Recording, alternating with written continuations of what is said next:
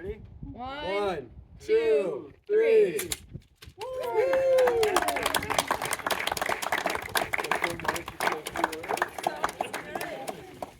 Little crisp in the air, so I'll try to keep it a little short. So, it's a pleasure to be here today and celebrate this incredible milestone, Dryco Restoration Services 15th anniversary.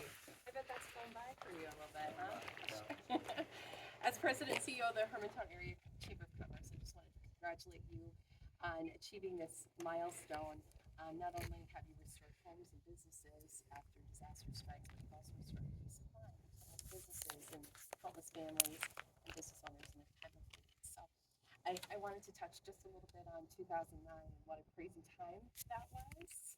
You remember? You're old enough to remember what was going on in 2009. It was a kind of a crazy time to be in business, much less start a business, and that goes right back to our small business owners of the world are just your backbone, and you help people build their dreams, and you've employed people, you've worked with local vendors in our community, and are risk takers, and you have had a ripple effect throughout those different sectors, from our vendors to the employees that you've been able to employ and take care of their families, to also families and businesses that you serve.